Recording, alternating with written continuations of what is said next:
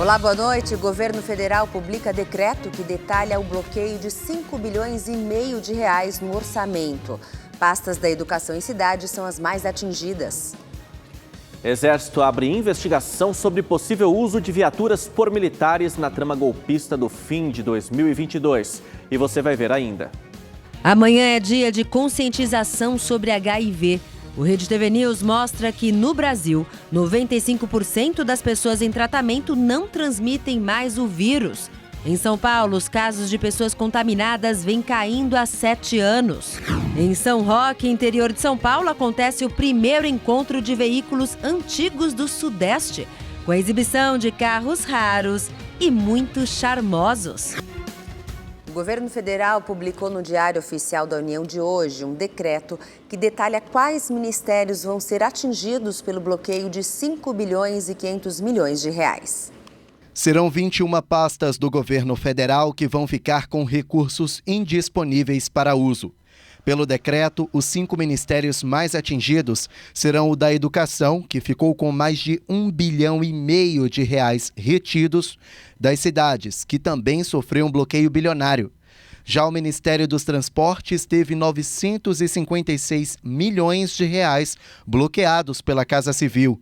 Integração Regional não poderá contar com 367 milhões. E Desenvolvimento e Assistência Social perdeu 271 milhões de reais. As pastas têm até o dia 4 de dezembro para indicar quais ações e programas vão ter recursos bloqueados. O decreto serve para ajustar as contas públicas e cumprir as metas previstas no arcabouço fiscal.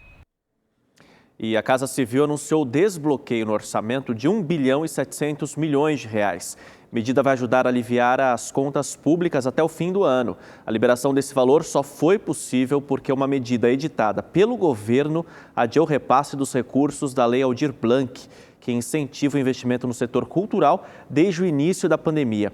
De acordo com o relatório de avaliação de receitas e despesas, o bloqueio total do orçamento deste ano é de cerca de 17 bilhões e meio de reais. O presidente Lula indicou 3 novos diretores para compor a cúpula do Banco Central, ao lado do futuro presidente da instituição, Gabriel Galípolo. As indicações fazem parte do esforço do governo em consolidar uma equipe de diretores do Banco Central alinhada com a equipe econômica do presidente Lula. Foram indicados Isabela Moreira Corrêa, servidora de carreira do Banco Central desde 2006 e atual secretária de Integridade Pública na Controladoria Geral da União, Gilneu Francisco Astolfi Vivan, chefe do Departamento de Regulação do Sistema Financeiro do Banco Central, e Newton José Schneider David, chefe de operações de tesouraria do Bradesco. Este último tem carreira no mercado financeiro e é uma das apostas de Lula para melhorar a relação com investidores. A diretoria do Banco Central é composta por 9 pessoas, uma delas o presidente. Gabriel Galípolo, indicado por Lula, vai assumir o posto em janeiro, no lugar de Roberto Campos Neto. Se os 3 novos nomes forem aprovados, Lula vai ter maioria de cadeiras na diretoria do banco e, com isso, conseguir seu maior objetivo, reduzir a taxa básica de juros, a Selic. As indicações ainda precisam passar pela avaliação dos senadores. A votação deve ocorrer no dia 10 de dezembro no plenário do Senado. As aprovações já são dadas como certas. O maior desafio virá quando os 3 indicados assumirem a diretoria do Banco Central. A instituição tem sido pressionada pelo governo para reduzir a taxa Selic, atualmente em 11,25%. Nesta semana, o governo apresentou um pacote de medidas que prevê economizar 70 bilhões de reais nos próximos 2 anos. No mesmo dia, apresentou a proposta que concede isenção do imposto de renda para contribuintes que ganham até R$ 5 mil.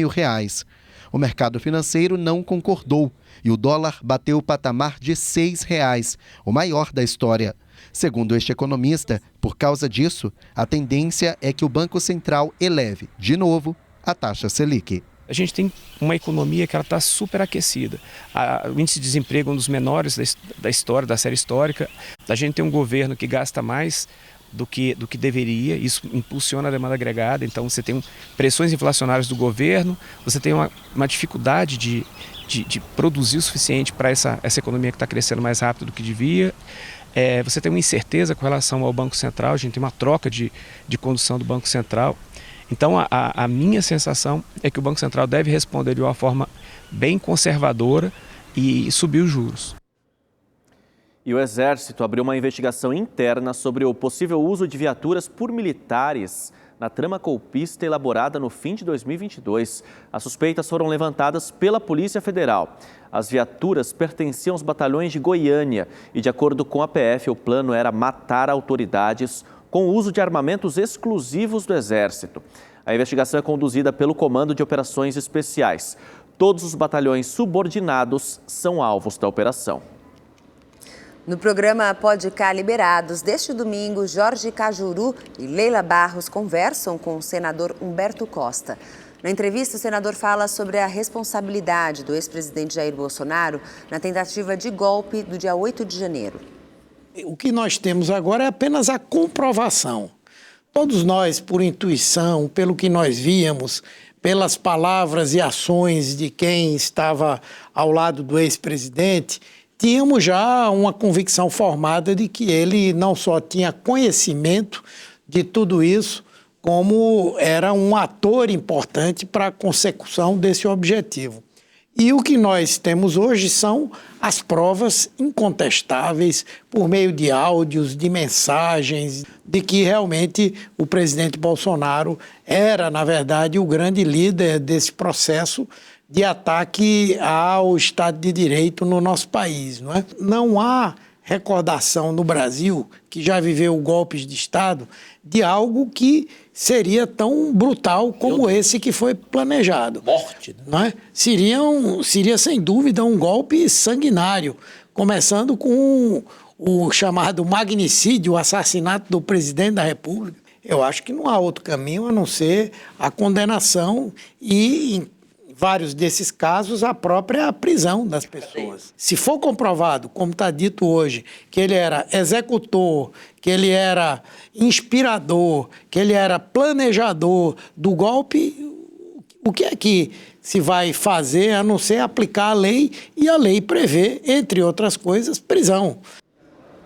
A entrevista com o senador Humberto Costa vai ao ar amanhã, às 10h30 da noite. Não perca. Voltamos em 30 segundos. Este domingo, dia 1º de dezembro, é o Dia Mundial de Luta contra a AIDS. O Ministério da Saúde apresentou dados sobre o controle do vírus HIV. E no Brasil, 95% das pessoas não transmitem mais o vírus. Em São Paulo, os casos de pessoas contaminadas vêm caindo há 7 anos. Os números são da Secretaria Municipal de Saúde. Na cidade de São Paulo, os novos casos de HIV positivo caíram 55% nos últimos 7 anos. Entre os jovens de 15 a 29 anos, a redução foi mais significativa, 57%. A medicina preventiva hoje dispõe de medicamentos que podem ser usados antes ou depois de uma possível exposição ao vírus HIV e impedem uma infecção. Esses medicamentos estão disponíveis nas unidades de saúde aqui de São Paulo e isso explica a queda do número de casos de infectados por HIV aqui em São Paulo.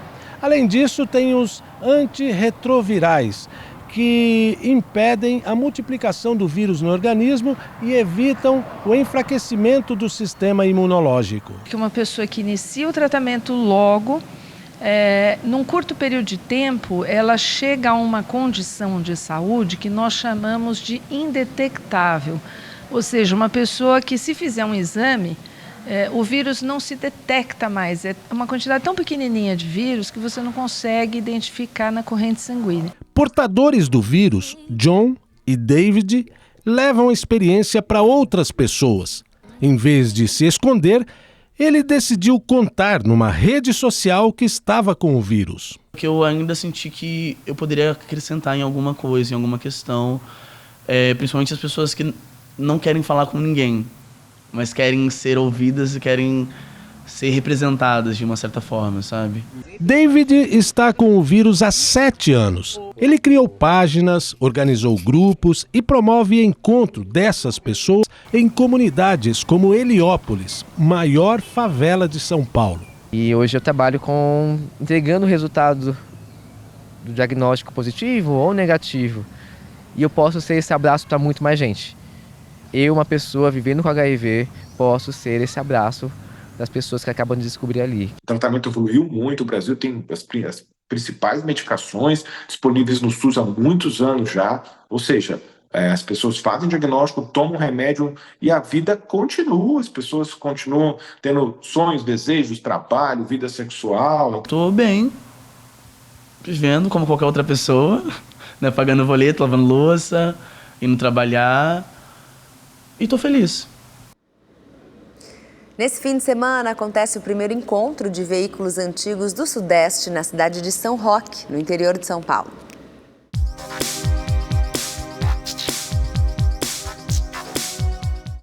O que tem de antigo tem de belo, o que tem de raridade tem de charme. Máquinas antigas como essas dão nome ao chamado antigo mobilismo, a paixão pelos carros antigos.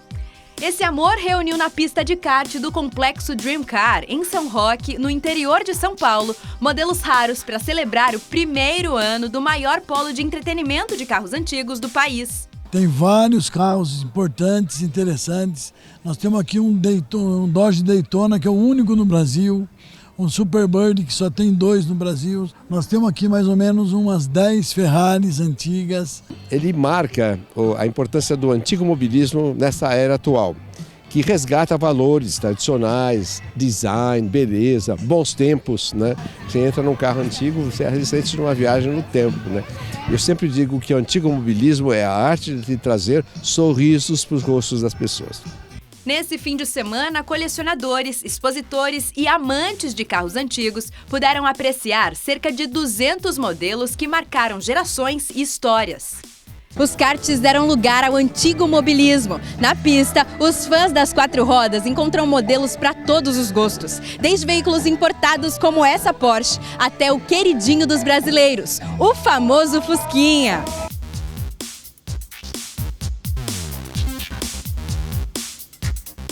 Ao longo da programação, os veículos também participaram de uma avaliação que vai eleger o melhor carro do evento. O Malcolm trouxe 2 de seus xodós para expor e concorrer ao prêmio. A Mercedes 51 conversível, ela tem mais tempo de estrada, de eventos, ele chama muita atenção. Muita atenção. Mas o BMW é uma restauração que finalizamos agora e ele tem um design muito bonito, eu acho que vai bombar. O Rubens trabalhou na restauração da BMW do Malcolm. Ele conta que se sente honrado em expor seu trabalho na primeira edição do evento. Não tem palavra para mostrar para esse público todo que o nosso trabalho de anos, porque não é um dia, 2 dias, é 2, 3 anos que a gente leva para chegar nessa perfeição. Com entrada franca, o evento acaba amanhã com a premiação dos grandes modelos. Então, se você ficou interessado, ainda dá tempo de participar. E Pernambuco vive o auge da temporada de cruzeiros. Mais de 30 mil turistas são esperados no estado até o ano que vem, número maior que a temporada do ano passado. Com 249 metros de comprimento e 12 andares, a embarcação europeia é o terceiro dos 22 cruzeiros que vão ancorar no estado até abril de 2025. Orquestra de frevo, passistas, degustação de cachaças artesanais e nossa tradicional caipirinha foram trunfos usados para conquistar o coração e o paladar dos turistas. A alemã Kim ficou encantada com a recepção.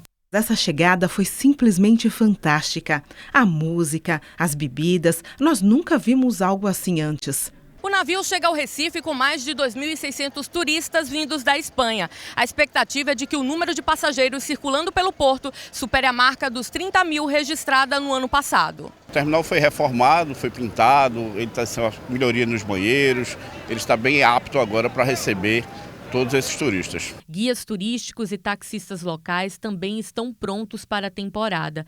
A expectativa é que mais de 20 milhões de reais sejam arrecadados. Em todo o país, o valor deve ultrapassar os 5 bilhões. Esses turistas eles vão se alimentar, então é os bares, restaurantes, que empregam, né, muita gente. Você também tem o comércio, você tem as lojas de souvenir, você tem uma ampla variedade de serviços que esses turistas, quando chegam aqui, eles consomem. Eles vão dar uma volta aqui para o Recife, dão um pulo da nossa querida Olinda, e tudo isso movimenta a nossa economia. Feliz é da Turquia e se deixou contagiar pela energia do frevo.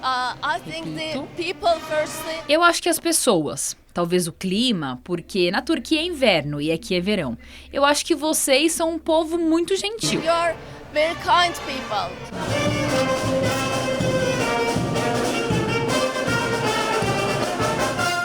Rede TV News fica por aqui. Uma excelente noite de sábado e um ótimo domingo para você. Boa noite para você e até segunda-feira. Tchau, tchau.